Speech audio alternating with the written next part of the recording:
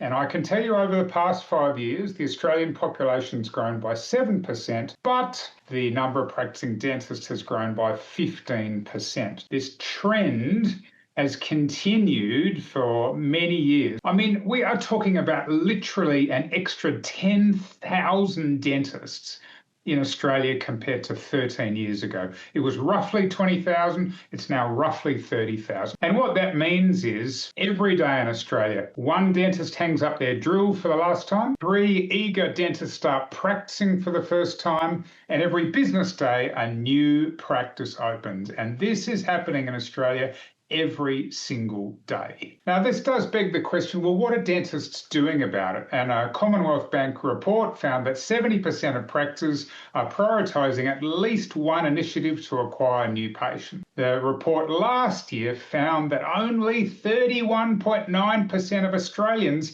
actually even went to the dentist. And that number was down on the year before. So we've got record levels of competition.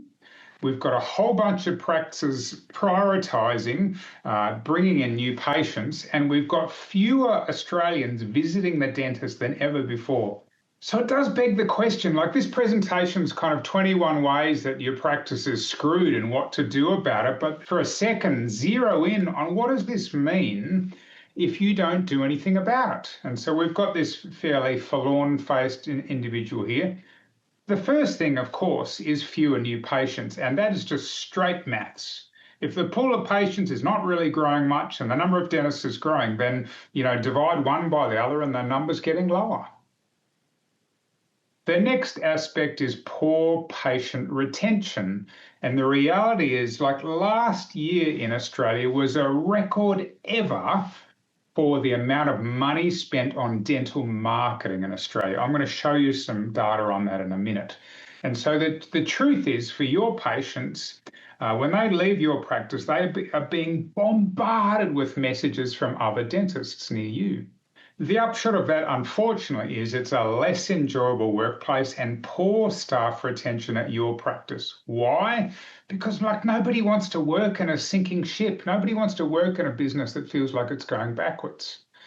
And for you as the owner, and mainly we've got owners on the call tonight, that also means declining revenue and lower profitability. That's unfortunately you have fewer new patients, poor patient retention, then the declining revenue and lower profitability is just inevitable. And unfortunately, you can see why he's got such a sour look on his face. It means you've got to do lifestyle adjustments, which is something that nobody wants to do.